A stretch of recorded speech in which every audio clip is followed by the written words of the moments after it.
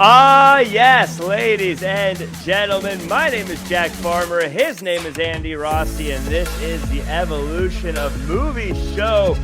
Andy Rossi, before we get started with the show, you've got huge news. Dead Body movie, it is out now for everyone to consume on Amazon. How do you feel? I feel great, yeah. Especially we've been talking about it for a while.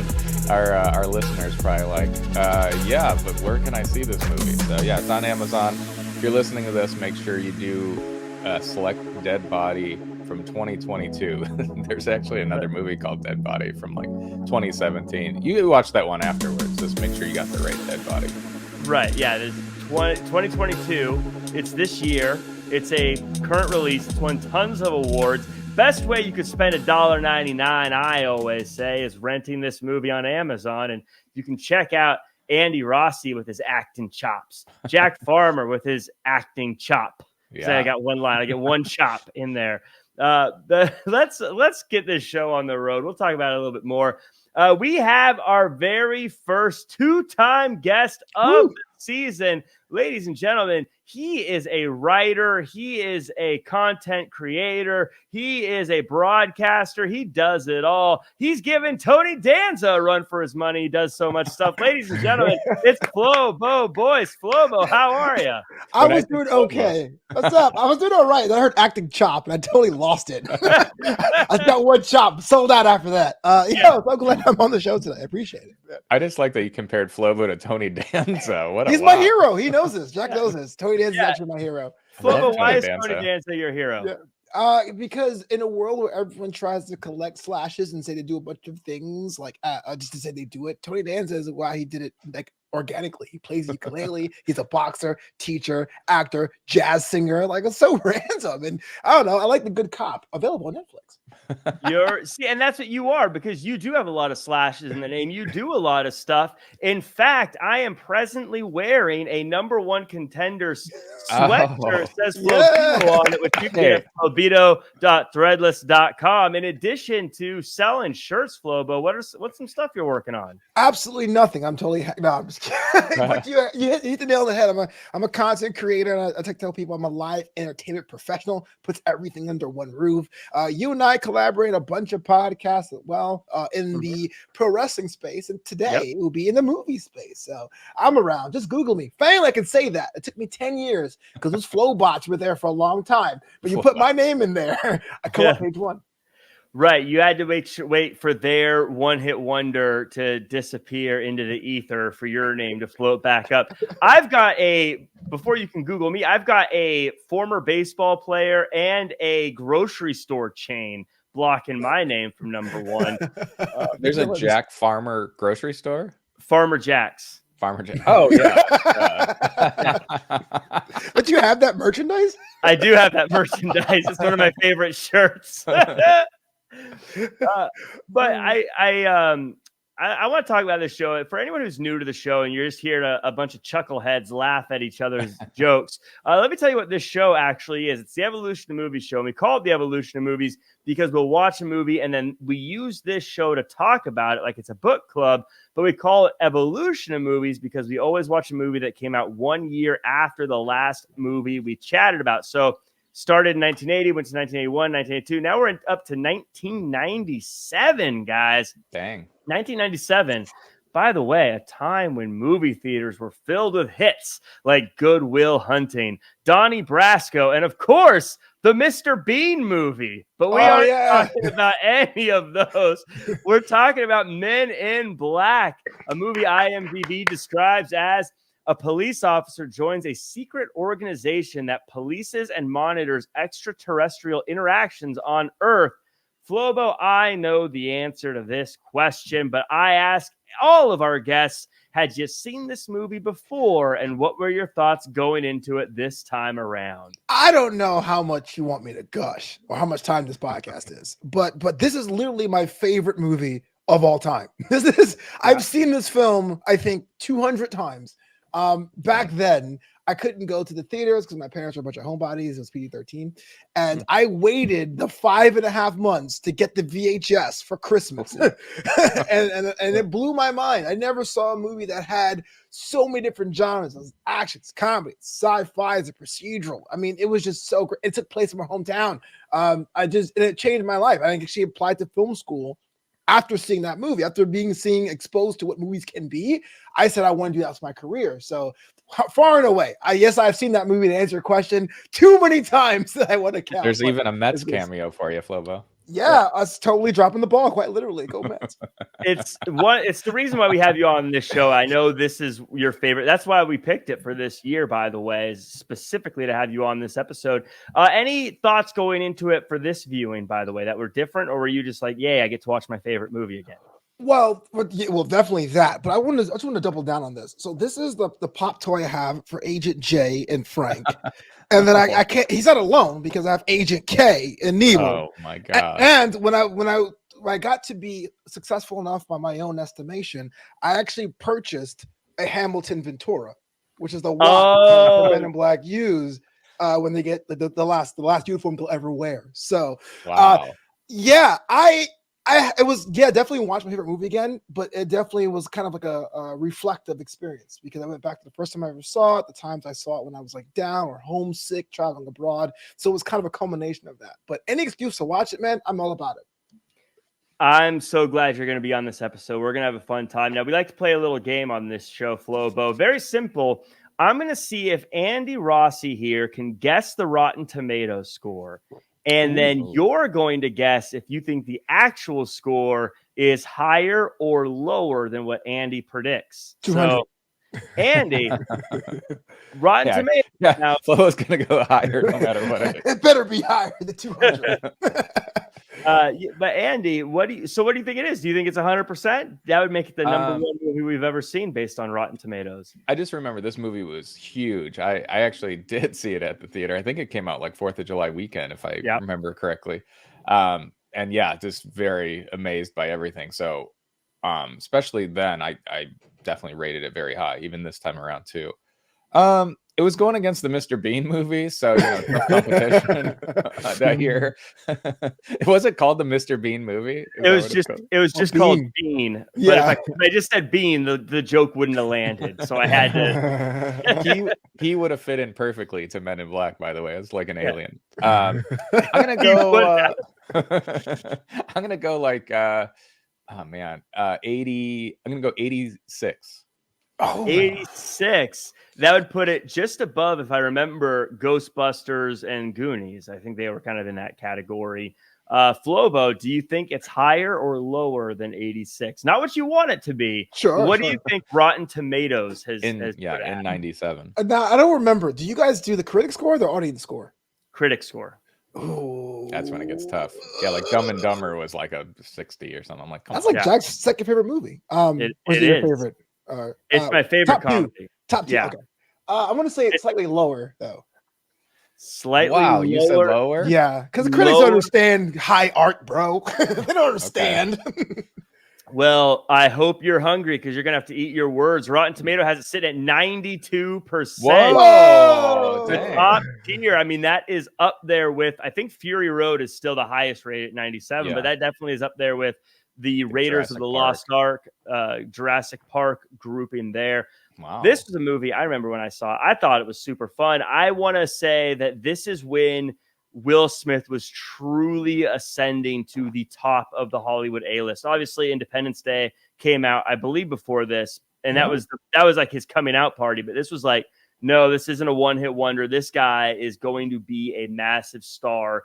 And for people who weren't around at the time, it might be hard to remember this, but he was like rock level status as a movie star for a long time. And I think this was the movie that really said, yep, this guy's sticking around for a while. So I love this movie, and it was fun to get to go back and see it. And it aged surprisingly well outside of a few outfits Will Smith wears. This movie that's like Fresh Prince of Bel-Air, you know? Outside of those if you took those outfits out of it, this actually aged very well. The suits are good though. I mean, suits with the Ray-Bans. I mean, I still wear Ray-Bans. Probably as a result of this movie, actually. Well, that's what I mean. Everything about it, the style in it, outside of those outfits that Will is wearing, it aged very well. But we'll get into all that. We'll chat about that. This is where I do like to say real quick, thank you to everyone who's watching the show, who hit the like button, subscribe, comment, share, 5-star reviews. Hit us with some 5-star reviews, or you can always hit us up on social media if you have any thoughts. I want to give a shout out to Craig Robinson, by the way, on Twitter at Craig R959. This will show how far in advance we film our episodes. So sent out a tweet regarding the Jurassic Park episode saying, another great look back at a movie of my childhood. You actually made me laugh out loud talking about the T-Rex saying, Dada, if Hammond were to actually leave the building. So thank you for the kind words, Craig. That's a good one. He's a real one. I love Craig. Yeah. Yeah. So hopefully great on The Office. Hopefully we get some more chuckles out of you this time around. Let's get into the movie, though. You guys ready? Let's do this. Okay. Tommy Lee Jones gets top billing as a bug flies around dodging traffic, and it says this is based off of a Marvel comic. This is the MCU. Where were the Men in Black when Thanos arrived, you cowards? Anyways, the bug gets hit by a truck filled with people that get stopped by Border Patrol, but young Tommy Lee Jones shows up and says Division 6 is taken over. Tommy Lee Jones takes the people away from the cops, and we see that one is actually an alien. When the alien tries to attack one of the Border Patrol guys, Tommy Lee Jones zaps the alien, and then he erases everyone's memories as a cleanup crew comes through. Meanwhile, Will Smith is chasing someone in New York, and I'm going to tell you right now, getting through this movie without a slap joke is going to be a challenge. Smith climb up the side of a building, but doesn't stop the chase. Smith catches the perp on the roof, and the perp says, he's coming, and your world's going to end before jumping off the building. Flobo, this is the intro to the movie. I know you know everything that happens in this movie, but for now, just this far in, tell us about the world that we are going to be living in and the characters that inhabit it. Well, it's funny because when I was a kid, or the first time I saw it, was like, I think it was like preteen, so not a kid. I was like, come on, get on with the aliens. Like, because it starts off like on a road on the border. You're like, oh, like, where's Will Smith? Right. But in hindsight, I appreciate that so much because that shows you that there's that the whole, we think aliens are in Roswell, but then they're in the city. I'm on board with that. Totally didn't believe that Will Smith is running through New York City and it's like only 3 cars that stopped him. Like, I thought he even like flattened 6 ways from Sunday. But a cool way to start the film. Sure. It was definitely, again, just kind of seeing these characters very quickly. And Andy, I want to talk to you quickly about Tommy Lee Jones, who is just the quintessential cool-headed, no-nonsense authority figure. And he loses his partner, realizing that, hey, you got to hang him up sometime. Yeah, and looking at his partner, I could have told you that. He was ready to retire. When Tommy Lee Jones is the younger version, then I think the guy's got to retire. They do such a great job of this movie too, of like getting you right into like the world of New York City with aliens. Like when that guy that Will Smith is chasing does the blink with the eyes, I think that is so cool because it just like shows like, oh, the aliens that are going to be amongst us actually look like us, but maybe they have like a weird little thing here and there. So I thought that was really cool because most alien movies, they just hit you over the head with it. They're like, that's an alien, so the fact that they're going to be like disguised in the movie, I thought was pretty cool. And what you mentioned, Jack, I noticed that too. Tommy Lee Jones top billing over Will Smith reminded me of I felt like they did this right when we did 48 Hours. That was supposed to be like the buddy cop. This is a good buddy cop movie. Like their relationship is what I was looking for, I think, in the 48 Hours movie that we reviewed earlier this year. Go back and check it out. Yeah, there were gills. Okay. Yes. Don't jump ahead. What is that? But you're at Tommy Lee Jones being billed first really shows where Will Smith was at this time as an actor. Because again, you assume he's just a big star, but this shows he wasn't quite there yet. No, with all due respect to Tommy Lee Jones, he's great. But when he's getting billed over Will Smith, it definitely tells you what the pecking order was at the time. And Tommy Lee Jones, again, this makes me feel so old because I always just envisioned Tommy Lee Jones as the old guy. He didn't look all that. he did not look that old when I was watching this movie this time around. I was like, I'm looking a little too close to his age. I'm closer. I think I'm getting closer to Tommy Lee Jones' age than I am to Will Smith's age at the recording of this movie here. I feel like I'm like that weird guy. He's like, when I was on Roadhouse, I'm like, have you seen Roadhouse 2? But on the Men in Black animated series, it actually de-aged K to be like in his early 40s. I think that was the intent. Are you talking? I feel like the Men in Black universe is so much bigger than I've given it credit for already. With oh yeah, 4 movies, the animated series, the comic book from Malibu Comics that was acquired by Marvel. It goes pretty deep. So why weren't the Men in Black there to stop Thanos, Flobo? Well, I mean, he's not really an alien. He's really more of a guy that transcends dimensions. So you got to understand it's different division. Captain Marvel's problem. She should have did that. Yeah, it sounds like they were chickening out, is what it sounds like to me. And now that I think about it, how many secret government divisions are there? If this is Marvel, you got Shield, you got Sword. These guys, you got Sword, you got Men in Black, you got. I mean, no one. Look, you know how it is, Jack. Different agencies do the same thing, but the bureaucracy, no one talks to each other. I mean, come on. But we can't fix the pothole out front of my house. Any case, we continue on. At a farm, a very unhappy farmer gets his truck destroyed by a spaceship, and the farmer gets eaten, and the alien wears his skin in a very disturbing scene in retrospect. He demands sugar water. Meanwhile, Will Smith is getting questioned about his cockamamie story about an alien, and Tommy Lee Jones shows up, and he believes the story, and they go for a ride. They head to a pawn shop, and Tommy Lee Jones shoots the owner in the head, but he's an alien, so it's okay. The alien shows off his alien guns, and now Will Smith is starting to wrap his head around everything just as he gets his mind erased. But Tommy Lee Jones gives him a card with the letters MIB and an address. Andy, this is kind of a short area of the movie, but I wanted to section it off because we get a bit of character development here as far as how Will Smith is someone who will not budge on who he is and what he wants to do and his beliefs, but also that Tommy Lee Jones has no problem pulling strings and just sort of barging in places and taking what he wants also.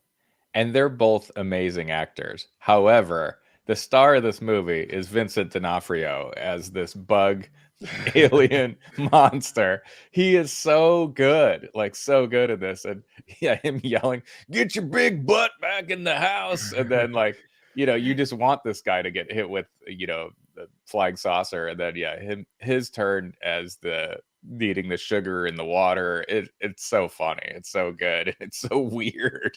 And then when he pulls his skin back, that's what I thought was really cool in this is 97, the special effects look great. All the aliens look cool.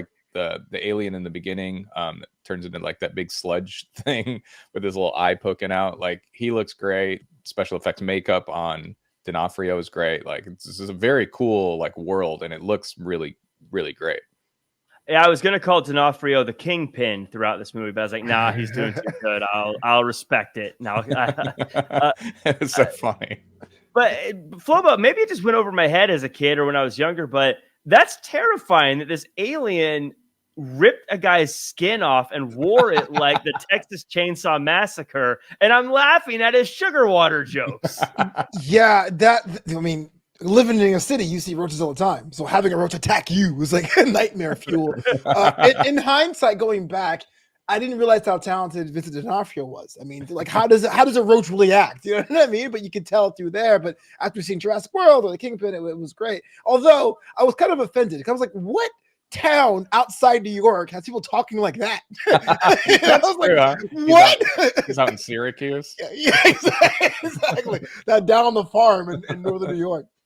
That's a really great point. Yeah, I didn't even stop to think about that. That would be so far out of from where these guys are operating. Right. But it was just cool to watch them being in the method character, that Southern roach, Southern guy becomes, or outside New York Southern guy that gets totally eviscerated. Yeah, because he got to New York pretty quick. Mm-hmm. They do a really good job, though, of making him a jerk really quickly before he dies. So when he dies, you're not like, oh, no, this is so sad. Yeah. You're kind of like, yeah, he deserves it. He said his wife has a big butt. And it feels a little harsh to in say 2022. Isn't that a compliment? Yeah. You got a fatty. All right. Like, oh. Wait, can I talk about just one thing? Tony Shalhoub getting shot in the head. I just thought it was interesting that Will Smith didn't do anything. Like Tommy Lee Jones just shot a guy in the head, and he goes, "Hey, wait a minute!" Like he doesn't. I don't know. If I saw somebody shoot some guy in the head, I'd probably like react. I don't know. Try to knock his gun out of his hand or something. I don't know. That's why you're not in the Men in Black. That's I would never be chosen. I'm too rational. I did sort of feel like this scene didn't actually play. Did I miss something? And let me know. We'll talk about it, I guess, when we get to it. But I felt like this scene didn't actually prove anything. Like they didn't find anything other than, oh yeah, you are selling guns. Anyways. Well, we finally get an idea of what was kind of happening, right? Because Jeeves is like, oh, I kind of sold that weapon to don't get mad, and that kind of makes the procedural part because there's always a shady pawn shop owner, there's always a shady guy who's like, I'm just fixing goods, I'm an honest worker. And this is what happens that it stings when his head grows back. Yeah, that part's great too. That looks so good. Like I don't know, I was just very impressed with all the effects in this movie. On the animated series, it becomes like a weekly joke. Like he shoots his head every week. And he's like, oh, 4 seasons, Jack. You never heard of this? Poor guy. 4 seasons of the Men in Black. Is it a actual animated or is it one of those like cheap 3Ds? No, it's animated. This is 2D. Back when there was a kids WB. So this was like, it's like early 90s. Well, a bug zapper is doing his job as a zombie alien, basically puts down all of humankind and then bug zaps the bug zapper. Meanwhile, Will Smith goes to the MIB and sees it's some kind of interview. While everyone else seems qualified, Will Smith is the street smart one, moving a table, shooting one bullet, and explaining why he shot a little girl cardboard cutout, even if he was just BSing the whole time.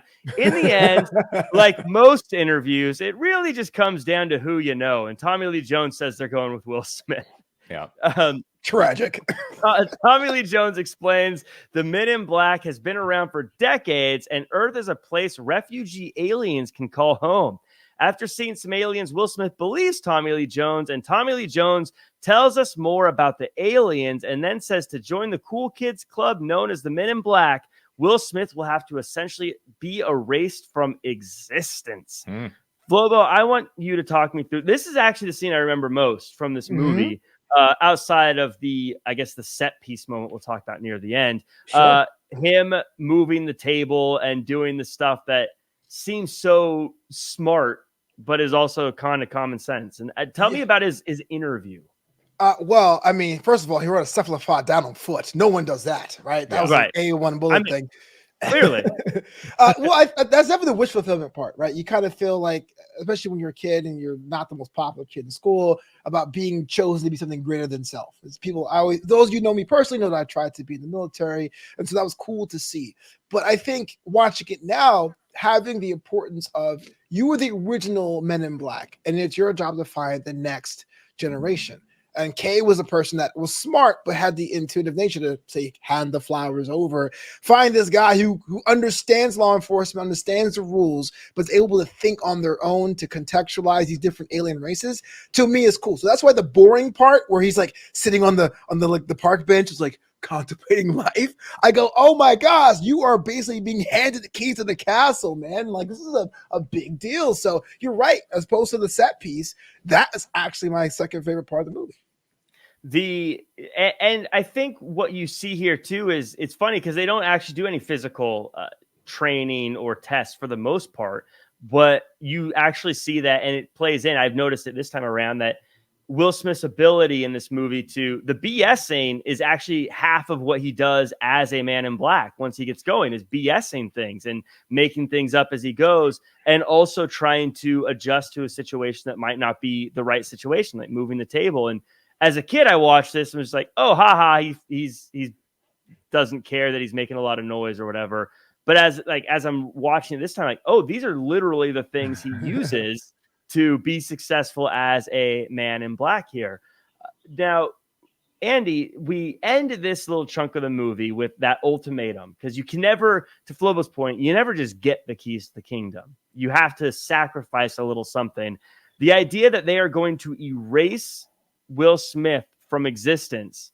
Would you take this opportunity if you No, not a chance. Aw. I was watching this with my wife, and I'm like, wait, so he's gonna just forget it all for this? I don't know. Like it's I would need some. How long does Kay give him? Just like 24 hours or something? Yeah. Or Yeah. like you got till less than dawn or that. something. I'm Yeah. like, this is basically, you have till the next morning. I give think me is a what it- week. Like, let me think about this. Let me see if I really love my friends and my family that well. You don't. Will Smith's line though is so funny when he hits that whatever that ball is that's flying all over the place. He's like, "Somebody get that guy some ice." I thought that's like right now. He's got great like one-liners in this, and I love when he first introduces those two twins. What does he say? Tommy Lee Jones. He's like, "This is Blurp and Bob." So that's where this is where I get to be that nerdy guy. In the movie, it's what and Bob, but on the animated series, it's Meliodas and Bob. They're like, wait a minute, which one is it, man? Well, maybe that was his other brother. But I was going to say about the taking on with whether or not be Men in Black. The answer is yeah, man. You never existed. Who cares? Get yourself a nice alien friend and be fine. My question is though, what if somebody sees you on the street and they're like, "Hey, Flobo," you're like, I'm Jay now. I have a flashy thing. Oh, well, no, but would that erase their brain from knowing you from the past? Like if you're like, "Oh yeah, we went to high school together," you're like, you would just erase them seeing you, and then you would move on, and they'd forget they saw you. What if they took a picture of you? What if he's like, "Hey, what's up, Flobo?" Take a picture, and then Are he you- runs. Then he runs Are you away. being followed, Andy? Hey, Flobo, how's it going? And then run. Paparazzi. I'm the worst secret agent ever. But I do want to pose a question to you here. Now, I love a good 90-minute movie, and this is a good 90-minute, a little like 95 minutes or whatever movie. Mm-hmm. But I felt like they missed something here in that Will Smith didn't have a backstory, so I didn't feel the weight of giving up where he came from. All I knew was he was a cop, and the cops didn't like him that much to begin with. So to me, as a viewer, I was like, well, of course you take this. What are you losing? I didn't really see that like he had a family or any of those things. And I would have liked to have seen a little bit of that. That's a good point. But I also don't want to add any time to the movie. Yeah, they only gave him till sundown or sun up for his decision. So not much time for life stories. It's a real good point, because in the second movie and the third movie, they added to that. But you're right. You just take that slice off. You're like, oh, okay, Mr. Blank Slate, take the job. Yeah, like we're gonna erase your history. He's like, I don't really have one. Things aren't going great for me anyway. Here comes the Men in Black. Oh, but that shot of like showing Will Smith putting on the glasses, I make this look good. Like I love that's such a cool shot. Yeah, we'll talk. Let's talk about that now, actually. So Will Smith joins the Men in Black, and he gets a tour of the office. They explain that they answer to no one, and they explain how they pay for everything. And they suit up Will Smith and delete his life and his fingerprints, and he's Will Smith no more. But instead, Jay. They pull over an alien that's pregnant, and they find out that the aliens are trying to get off the planet. They look at tabloids for clues, and it leads them to the farm that was once the zombie alien's home. Also, the zombie alien is known as a bug. Meanwhile, the bug is following someone, and that someone is an alien, a king alien, talking to another alien at a coffee shop. They both get killed by the bug before the bug is chased off by a cat. Stop doing that. hey. But this is where we do get that iconic line. So this is where we kind of get a deep dive into Flobo, and this is where I like movies that do this. They'll explain things that I would be asking at home, like, how are they paying for all this stuff? Wait, where did this come from? But they do it very quickly. And to Andy's point about the bouncy thing, they do it in a funny way as well. They give us a lot of information very quickly that feels like it explains everything. It's also absolutely. funny. I think, not to compare because they're two different movies, this is why I give a lot of credit to John Wick, right? Because John Wick has a story that could be fleshed in, but there's enough information that if you really wanted to, you can like fill in the gaps yourself, and it's your choice as a viewer whether you want to be force fed. Oh, this means a reservation means a cleanup on a dead body, or being like, oh, okay, whatever, which makes it really, really cool. And you're that age, or even an adult now, that's stuff you think about when you walk out of the theater. Like Iron Man 1, I can say that the original Iron Man, I came out thinking, oh man, can I make stuff in the desert? The answer was no, but I had the thought, you know what I mean? Which is pretty cool. You go out to the desert, like, here's a stick and and a rock. No, nuclear reactor. Right. Joshua Tree's too far. So yeah, and this is, again, to your point, Andy, this is where they burn off the fingerprints, and he says, I make this look good. Again, showing the differences between these two characters. We talked about the comparison to 48 Hours. These two are so different, but you still love seeing them work together. Mm-hmm. Yeah, they got a great rapport together, and I like how Rip Torn's character too is like, I don't know about this decision, and Tommy Lee Jones is like following his gut, and he sticks with Will Smith. You know, yeah. One of my favorite parts of this whole movie is this pregnant alien scene where Will Smith has to deliver a baby that turns out to have a giant tentacle, slams him on the car, throws him around, spits out an alien baby at him. The alien baby spits on his face. Yeah. And then Kay says to him, "Do you see anything interesting?" He says, "Did any of that seem weird to you?" It's like all of it seemed weird. What do you... Right. And Will Smith gives him just the perfect look because it's still covered in. So he's like, right. I love in this movie too how they take, like, I think it's right after the scene, they like see like the tabloids, and it's actually like the tabloids are real. Like it's like, you know, my husband, you know, what was it? An alien took my husband's skin or something like that. And it's like, yeah, no, we're going to investigate that. Right. And he says, the Times gets it right sometimes. Which is very fun. And again, and this is just my love of Tommy Lee Jones in this movie here showing through. And Will Smith, and the way Will Smith acts so over the top in this movie. He reacts to everything so well with making sounds and being blown away by things, which I think is how we all really would be. And Tommy Lee Jones, totally uninterested in what's going on around him because he's seen it so many times. So when he sees the pregnant alien and all this stuff going on, he's not even looking over like, yeah, I've seen this a million times. Yeah. Nothing to see here, whatever. But that juxtaposition really shows just how cool the Men in Black are, but how crazy what they're seeing is. And I've always thought something about this movie that makes it great is, contrary to what Andy just said, who doesn't want to be in the Men in Black? That seems so cool to get to do all this stuff. And I feel like one of the most important things in a movie is you got to be either a place I want to visit or a group I want to be a part of. And this is definitely a group I want to be a part of.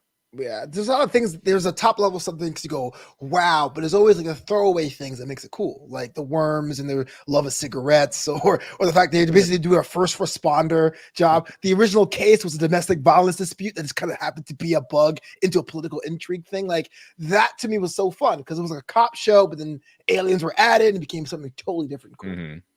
Yeah, this movie definitely evolves very quickly. Again, 90 minutes. Please make more 90-minute movies, Hollywood. I love 90-minute movies. You're the man. So the fellas talk to the bug's wife, and she tells them what happened. They wipe the wife's memory, and the fellas realize that it's a bug that landed, and things are serious. They head to the morgue, and the mortician finds out that the dead king alien is an alien. The mortician kind of hits on Jay, it feels like, and then they open up the face of the alien, revealing a smaller alien, saying the galaxy is on Orion's belt. They flashy thing the mortician and continue on. Back at the base, Kay is Google Earth stalking his ex, and Jay is trying to figure out the Orion's belt clue. They find out all of the aliens are leaving Earth, and a battle cruiser is coming their way, so they arm up. The bug is upset that he was only able to steal diamonds and not what he was looking for, so he breaks into a jewelry store while his truck gets towed. After a gunfight, the bug gets away, but Jay and Kay have the zombie aliens ship, the bug ship, and the alien battleship is blaming Earth for the death of their leader. Lots of stuff here happens, but Andy, I want to start with you. This is where we see a little bit of the heart of Jay, as after Kay wipes the wife's memory, he's like, no, give her something good to remember if we're going to do this. And again, showing a little bit more of the heart and soul of the team. Yeah, Tommy Lee Jones uses that neuralizer pretty often. He's just wiping memories left and right. I was thinking this time around, I'm like, wow, those Ray-Bans are pretty impressive because they don't get your brain wiped. So what is it? It's just the light is so bright. If you got sunglasses on, you're fine. But what the happens? Power of fashion. That's what. So what would he tell her if she had some sunglasses on? Be like, excuse me, miss, can you take those sunglasses off for a second? Or is it just the Ray-Bans that those are specially formulated Ray-Bans that are just an issue? I'm not being a nerd, am I? It is something though, and where the heart of Will Smith and the serious nature of Tommy Lee Jones in this movie, I think, plays up, because this was the first time I watched this where I was like, there could be some nefarious things going on with those memory erasers if you had some less trustworthy people playing these roles here. Or just somebody bored and just wants to like create like a crazy story. So here's what happened. Dinosaurs were around. That would be if teenagers had these things like, hey, you want to go wipe our memories and just say something cool happened? Dude, bro, no, I totally remember. It was cool. Can I say like one of my favorite throwaway lines is when Jay and Kay are walking out talking to Zed, and Jay's making fun of Zed. You know, it's an international kegger. Zed, I crack up every time. Yes, I know who you're making fun of. But it was a lot to unpack there, because we had the ticking time clock bomb with the standard galactic week happening, but there's an actual bug on the loose, and there's also political intrigue. I was there. I was like, I felt at the time being like, oh my gosh, I feel the walls are closing in. Like, who's going to win? It was so much fun. But at the same time, man, to Andy's point, I think I couldn't take seeing anyone getting flashed more than twice before I'd have to jump in. They'd be like, hey, you know, you're going to give her brain cancer with that thing. Yeah, poor Laurel, the girl working at the morgue. How many times did she get neuralized? Probably. He's like, have you neuralized her before? He's like, a couple times. I like I like how Jay multiple times was asking, have you ever done that to me? And Kid's like, nope. He has. This is, so now we're seeing the threat to Earth that is about to happen. And we see the threat to Earth that's about to happen. And we also see that things are kind of getting out of control here. Now, I didn't understand this. I want to go back to the beginning here. And Flobo, I'm going to ask you to walk me through this. Okay. The alien in the beginning says he's coming. The Earth is going to be destroyed.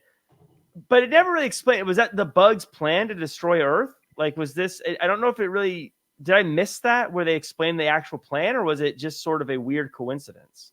I think it's more collateral damage, right? Like, I really feel like there was like a power balance between the Archelians and the bugs. I don't know what the actual thing was. And I think the fact that it would be like if someone took like a nuclear missile from the United States silo, that would be cause for a war. Not necessarily like the next step is we're going to have ourselves a Bitcoin thing. No, it's just kind of like we're doing the thing, we're taking the missile, taking the MacGuffin, and that would be the fight. Be over it. So when he said he's coming, though, he was referring to the bug, and he was referring to the bug getting the galaxy. I was referring to he's coming as him as being the harbinger for more. Like there's going to be a swarm or an invasion, but Edgar was like the top soldier, the soldier at arms, sergeant at arms kind of a thing. Now that said, what was interesting again too that I didn't catch the first time around is how Will Smith is freaking out, and Tommy Lee Jones says, actually, wait, this is, I think, later on in the movie, but I'll just say it now anyways. He says, like, this happens every day. Like, this is normal. We just don't tell the world that this is happening. The world is always at risk. Do you ever watch those cheap like reality shows like on like TLC, like airport security? It's like there's drugs every day and there's like crime every day, and it's kind of like whatever. But I'm thinking that I'm totally, this is me as a fan adding things onto it. If there are an actual bug, there are like worker bugs or drones that go out anyway with the sole purpose to clear space. So yeah, I can imagine having these guys fly through Earth, killing people, stabbing them necks, looking for galaxies all the time. It also did. Oh, Okay. go ahead, Andy. I was just gonna say, can I just say with Edgar, when he's like getting towed and the guy's like, "Oh yeah," and he's got like his gun hidden. I'm just like, look at this guy. He is going to murder. Like his face is all distorted. His clothes are all crazy. It's just funny to me because it's like it's New York, so I feel like they're like, all right, yeah, this guy kind of fits in. Just ugly. Yeah. But he looks insane, and it's funny how so many people just talk to him normally, like, "Yeah, what do you want, buddy?" And it's just like, look at this guy, like, run away. So yeah, it's yeah, he's terrifying just in presence alone. But yeah, we do know that Earth is in danger because the spaceship is coming, the battleship is coming. The Men in Black then decide to go shake down a puppy who tells them the galaxy is actually small around the neck of a cat, but the bug gets to the morgue and therefore the cat bursts. After the mortician tries flirting with Jay again, the bug her and they steal a cab, making a getaway while the bug eats the universe. At the base, the guys are told they have 1 hour until the alien destroys their planet if they don't deliver the universe. They figure out where the bug is going, and it's to the old fairgrounds. Flobo, this is the all hope is lost moment. The bug has the galaxy. The bug is eating the galaxy. What the bug's plan is once he has the galaxy, but he's trying to get off planet, obviously.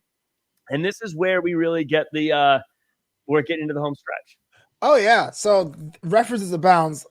Love seeing Frank. Frank became a breakout character on the animated series as well. The all is lost moment, totally. Because when I was a kid, I always thought the World's Fair towers were kind of weird, but that was the plan because the spaceship has been taken.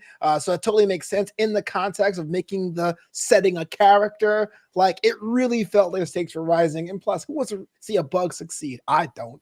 But yeah, that's what I like about this particular section of the film, because it could have easily become another battle down Main Street, like a Thor 1 type of deal. But the fact that the goal was to leave the planet was a different thing. So now it's a very similar battle, but it isn't just let me just kill you. It's let me stop by any means necessary.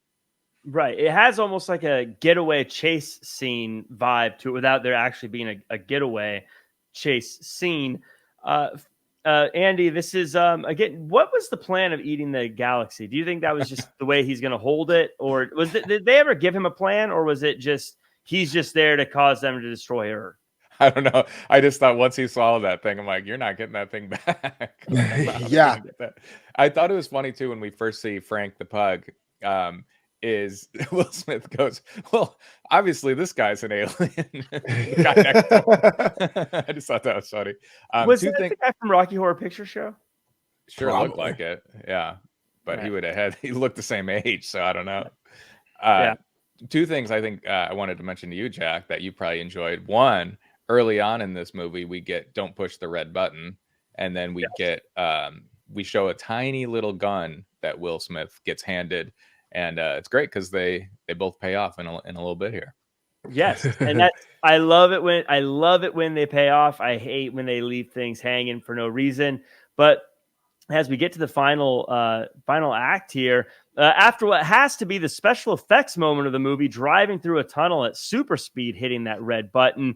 The fellas get to the fairgrounds, and as one of the ships take off, they promptly shoot it down after the Mets lose another big game. And what? That was not established. They lost the game. They came back in the 10th. They lost a big important game against a team that they were favored to beat. They just dropped the ball. But we get the iconic scene with the ship crashing right in front of the guys. The bug hulks up and eats K. Jay tries stopping the bug with no real luck there. Maybe if he slapped him. It was close. But he was able to slow down the bug long enough for K to shoot his way out of the bug's stomach, retrieving his gun and the galaxy. The bug returns but gets shot by the mortician. After the brouhaha, K decides to retire and has his memory wiped and rejoins the woman he Google stalked, and the mortician joins the team to take his place. We end by seeing that the entire galaxy is a plaything for an alien in a cartoon-looking world. Okay, So about the plan, this is where I was confused about, because I understand what I understand what the galaxy is. It's a source of energy for the bugs, and the bugs are energy depleted. This is why they've been feeding so hard for sugar, because there's no way to get that extra pep and step. But I don't understand if there's like scientist bugs waiting for them, or he's a rogue agent. That's the thing I don't want to think about. But I will say that scene where Kay goes, "I'm going to get my gun back." I thought he was dead the first time. I go, "Well, that's a very way to go out, cowboy." Oh wait, he's alive. He's actually getting his gun back. Yeah, it was pretty sick. Yeah, that was built really well, because with his former partner getting retiring and him being viewed as an older character. I don't know how old he was in this movie. I don't want to call him. The older I get, the less I want to call people older characters. Yeah. But yeah, at the time it felt like, yeah, that could be how he goes out. Andy, what probably an all-time iconic moment, this ship crashing through the Universal Studios globe. Is it the Universal Studios globe, or was it just no, it's the World's Fair. It's the World's Fair. The World's Fair. We're in New York, Jack. Yeah, it's a globe, but it's not the Universal Studios globe. It looks like it, though. Yeah. I mean, it does. So they flew to Florida. That's what it was. They crashed through. Look, if there can be a farm like 5 minutes outside of Manhattan, then I think that you're absolutely right. That still exists, by the way. The tower still exists, the globe still exists, and they light it up at night. It's still you can drive there and be like, "Oh wow, this is like where they had the big thing," but it's not Universal Studios. I did like when we do get to see Will Smith shoot off the little gun, though. Like literally, like the kickback, he's just like flying back, and then I thought it was great during that scene too. How Kay's like, you can't just shoot those guns in public. It's just like madness. But then I thought like, what they were doing was still kind of in public when the bug turns into like super bug. I'm like, somebody could definitely see this. I don't know. I just kept thinking like stop trying to neuralize people. There's too much going on. It's just like you're not going to be able to contain all this, especially like if this movie was now. Like people have their phones, they're gonna like record it. It just seems like very tough. Like I think they need a new neuralizer or something. I don't know. Some guy sticking the Mets games going outside the park. Oh, whatever. Hey, yeah, the whole Shea Stadium just saw a UFO. How are you gonna neuralize the entire stadium? What you need to do is have everyone download the Neuralizer app on their phone, and they'll wipe their own memory. Yeah. I did like at the end here, they make a Chicago Bulls Dennis Rodman reference. So you also had a team mentioned, Andy. And that just felt late 90s when they were talking Dennis Rodman. Perfect person, though. I mean, yeah. Dennis, what did she say? She's like, not much of a disguise. Yeah. I did want to mention one part that I thought was really smart on this movie was when the bug man first goes to the morgue and David Cross has a cameo and he's swatting the bugs. I thought that was great because then later we have Will Smith, smashing bugs. And I just thought that was clever for them to be like, for you to be like, oh, he's affected by, the bug hitting. And then later, obviously it works out to Jay's advantage with the stomping of bugs. Speaking of feeling old, seeing David Cross looking like he was supposed to play a young person made me feel very old as well. Because he looked like he was definitely playing a younger person there. But I think for me, the story of this movie and what makes it stand out as we kind of go through our final thoughts here is the thing that makes this movie stand out to me, outside of obviously being a vessel that helped launch Will Smith into superstardom, is that this is a movie of you can't judge any book by its cover. Because throughout this movie, constantly, it was giving us things that was presented one way, and then it was like, nope, something else. Like the pawn shop, nope, something else. The alien leader having his face open up, and actually he's a small alien inside the alien. Mm-hmm. The gun being small, but actually being super powerful. Everything in this movie is saying you can't judge what you see based on how you see it, because it could be anything. And there's a magic to that I think you leave the theater with, saying you can't judge anything by how you see it, because it might be more than it really is. And so I really loved that about this movie. Especially with Orion's belt. I thought that was really clever because they actually went through, they looked at Orion's belt in the sky, and then all along it's like, no, it's on the kitty. Yeah. By the way, Not a belt. It's a collar. I was, yeah. He was dying, man. I mean, his English Actually. his English is perfect, and he doesn't know collar. Yeah, and he can't say my cat's collar. Like that would be so much more clear than something like, "Hey, I'm from outer space. I'm also going to reference this thing that is clearly an outer space thing." I mean, come on, alien leader. No wonder your people are struggling because you're a bad communicator. That's what you're worried about? King. The fact that the bug went through the neck and somehow that's dying, and you're worried about the collar versus belt situation? Look, think about it.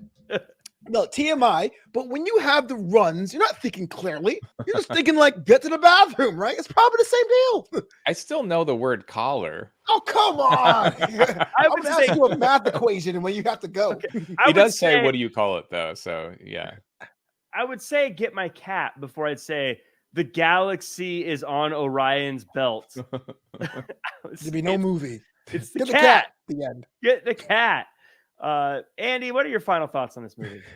Yeah, I mean, great. Just like you said, like seeing Will Smith getting kind of shot into superstardom. He's so charismatic in it, and Tommy Lee Jones is brilliant as this character. It's just fun watching them two together. And like I mentioned before, D'Onofrio, I think is so funny as the Bug Man. The person that I am interested in knowing more about, and Flobo, you could probably tell me, but the Laurel character that works at the morgue, who's in the movie quite a bit, and she does a great job in it. And I thought it was cool, like the ending, you're like, oh, it's going to be like a female Men in Black now, or female co-star. And I'm like, cool. So Men in Black 2 would probably be Will Smith and Linda Fiorentino, but it's not. She's done. She's never in a Men in Black movie ever again. So yeah, I thought that was interesting because I'm like, I kind of wanted to see some more of that, but. I'm with you. I feel like the Men in Black franchise is a good movie, but the franchise is so checkered that I always feel weird to recommend it. Because two, try to put the romance back into it, and Agent L get written off at the line. She wants to go back to the morgue. Really? That's okay.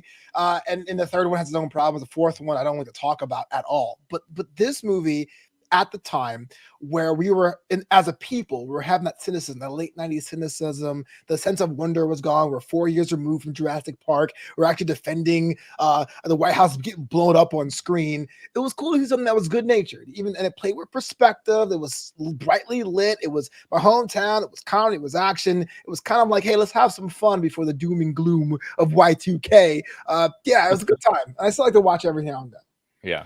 I do think I get what they were doing by teasing what Men in Black 2 would be with the new pairing and everything. But I think I would have been very disappointed if it wasn't Tommy Lee Jones and Will Smith again as the Men in Black. You know what I mean? Like, I feel like that was the right call anyways, to just have them two together. But you can still be a good movie, by the way, even if you're a part of a franchise with a checkered history, as they say. Because look, Terminator 2 is still one of the greatest, and they've got some checkers. Yeah, exactly. Yeah. Well, wasn't the latest Men in Black with Chris Hemsworth? Men in Black International? That's the one I like to talk about because that's a whole the whole premise is flawed, but that's another issue for another time. Yeah, we'll ruin this episode. I'll rant for hours. Well, as we wrap up, we always play a little game with Andy Rossi to see if he can do a 6 degrees of Kevin Bacon with a character from this movie. Andy, I feel like mid-90s is peak Kevin Bacon time, so you shouldn't have any trouble with this one. Yeah, I already know. I already got a connection. I think. Is it Brad Pitt in that movie you keep mentioning all the time? I could go that route, but I'll go even easier. Kevin Bacon and Tommy Lee Jones are in a movie called JFK. Yeah. There you go. But if you wanted to play the other way, we could do Tommy Lee Jones played Brad Pitt's dad in Ad Astra, and then Brad Pitt in Sleepers with Kevin Bacon. You're the reason why the one copy at Blockbuster was taken out. I actually love that movie. I think it's great. Check it out, Sleepers. Oh, Sleepers, yeah, Sleepers. Sleepers actually is kind of terrifying and not like a great watch. Like, you got to watch some Seinfeld or Friends after watching Sleepers. It's kind of disturbing. Mhm. You know, you could do if you wanted to. You could do Will Smith with in Bagger Vance with Matt Matt Damon. Matt Damon, who was in Ocean's 11 with Brad Pitt, who was in Sleepers. Yeah, it all works. It's so easy. How do you not take the Sleepers route? That does it for us this time around. Men in Black. That was a fun one. 1997. We go on our next episode. We're going to 1998 to chat all about the teen dramedy. Can't Hardly Wait. That'll be a fun one to revisit. Then we go to 1999 and we have a special request movie, and it's Deep Blue Sea. Very excited to watch that. I've heard about it. I've never actually seen it, so that'll be fun. And then we go to the year 2000 for one of my personal favorite movies, The Way of the Gun. So that'll be a fun one to revisit. Oh, man. So, those are our next movies. I'm at Real Jack Farmer across all social media. Andy Rossi, where can the world find you? And that movie, Dead Body Movie, that's also available on Amazon Prime. Go check it out. Repeat that all you want, Andy. Where can we find it? Find the movie at Dead Body Movie. Find me at Just Andy Rossi. Cool. And FLOBO Boyce, where can the world keep up with all the stuff you're working on? Books they can buy from you, shirts they can buy from you, tickets to shows they can buy from you, shows they can listen to with you on it. Take it away. Well, I was gonna say, if you want to talk to me about the dope music video, the Men in Black video, hit me up at FLOBO Boyce on that Twitter, because here comes the Men in I was Black. just thinking that, yeah. The VHS had the video in it. It's pretty cool. The first bonus feature. Yes, book is called Graduation Day. Perfect time in May, in June for those new graduates taking on the world and the workforce. Get your copy of Graduation Day on Amazon. But other than that, 2 websites, flobito.com, FLOBITO.com, and newamsterdam.com, KNEW Amsterdam.com. I'm over there. And I will say, the first bonus feature, in my opinion, was actually Batman, and it was Donald Duck and Bugs Bunny trying to get you to buy merch in the cartoon at the beginning, but I digress. That does it for us. This has been the Evolution of Movies, 1997, Men in Black. We will see you all next year.